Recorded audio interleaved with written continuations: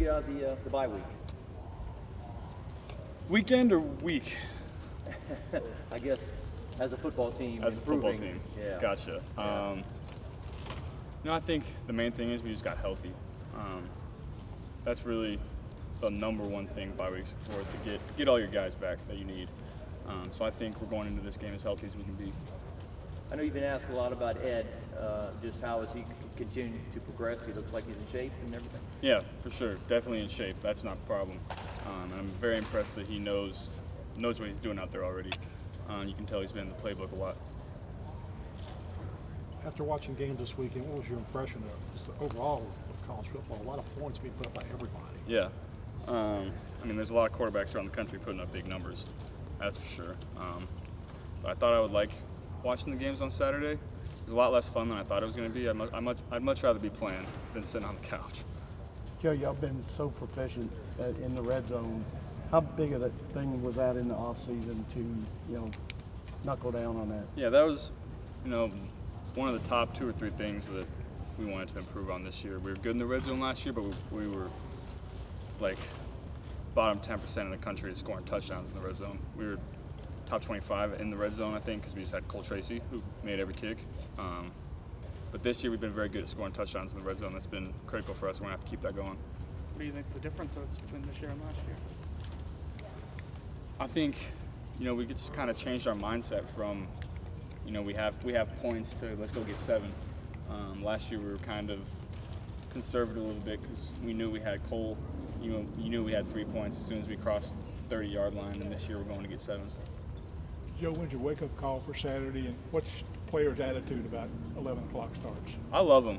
I don't really like sitting in my room watching all the other games, waiting for our time to come at night. I like getting up at 7, 8, eating breakfast, going to play the game. That's my favorite part.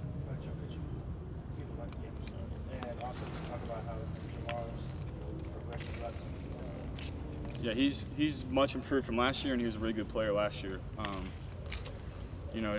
He's obviously one of the best receivers in the country, and he's going to make a lot of money playing this game.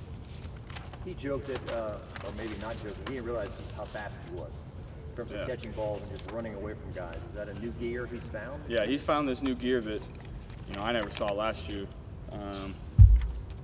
He's a different animal this year, that's for sure. He's found this new gear that I'd never seen before, that none of us had ever seen before, and he's playing lights out. That's good for numbers, right? When a guy catches a 5-yard pass. Yep. Throw it 2 yards across the line of scrimmage, and he runs for 80. I love that. I think there's a confidence thing, just kind of playing faster, thinking less. I think that's just another year with Coach Moffitt. Coach Moffitt does a great job of, training us for speed, and just another year for Jamar in the weight room has been big for him. Coach O was talking today about this thing called warp speed that the offense runs, and how the second unit was going to be helping the defense with that this week. But how often does the first unit kind of run through that, and what are the benefits of it? Yeah, I mean, we do some of that. It just depends on the game plan for us, whether we're going to do it or not. Whether they're super complicated or simple, it kind of changes how fast we're going to go. But I think Utah State does it a lot on offense, so our second unit has been given a good look. Joe, the law in California about players being able to use their own image or profit off their image was signed into law today, I believe. A lot of number 9 jerseys over there in that gift shop. Do you think it would be fair for you to be able to go and sign them and make a little money off of them right now? I think that's the only fair way to do it. They're selling my jersey, and I'm not really seeing any of that, but that's the law right now, and I think it's good to see that people are starting to trend the other way. I think it takes effect in 2023, so I'll be long gone, and even this freshman class will be long gone, but I think we're starting to trend in the right direction in terms of that. As a player, how do you have a conversation about that before change? There's only so much you can do, because number one thing, you want to win games, so you don't want to distract anything from that, especially during the season. But I think that's an important issue that we have that needs to be taken a deep look at. And with it being only in California, a lot of people have talked about the influence there. If you're a player, how much does that weigh into maybe recruiting and going to a place of one state you can do that and another you can't? Yeah, it'll be very interesting. I don't really know the answer to that one. Well, I guess we'll find out in the next 5 or 6 years. I'm interested to see. I don't have an answer for you there. Would it have made a difference for you? I don't think so. Maybe, maybe not. I don't know. That's a good question. That's one that you'd have to sit down and really think about. Put you on that line, then. Like I said, bigger brains and mind know how to implement it. But how would you want to share the proceeds with your offensive linemen who may not get those same opportunities? Something like that. Yeah, you know, that's obviously something that you really have to take a deep dive at. But it's all about capitalism and the free market. So, you know, there's people a lot smarter than me thinking about that and making these policies. So, you know, I'm just going to play football this year and then kind of think about that later.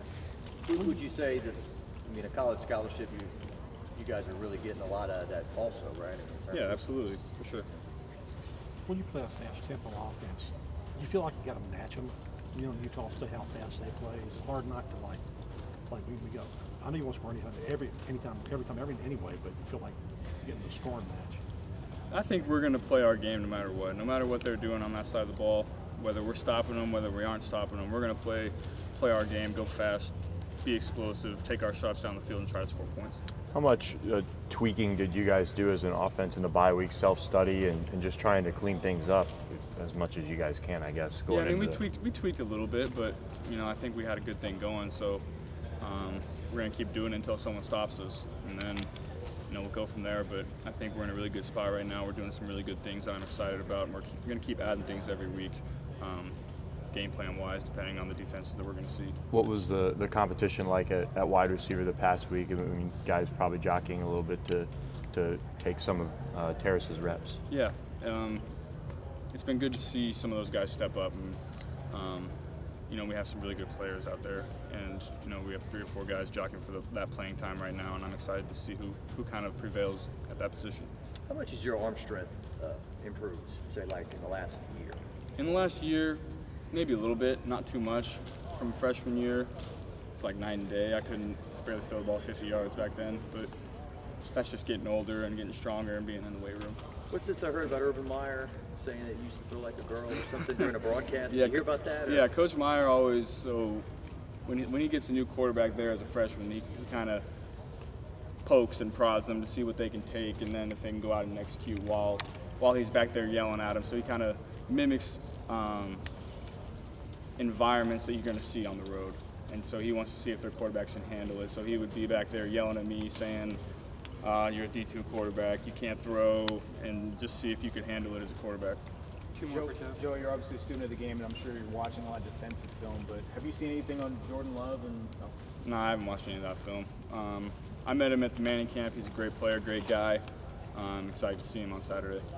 How important has the offensive line been in this explosive offense? I mean, everything starts up front. They're the most improved group or unit in the country, I think, and I'm so proud of those guys, the way that they've worked, and we still got a ways to go as an offense to get to where we want to get to, but I'm excited about them. Thank you, Joe. Thanks, guys. Good job.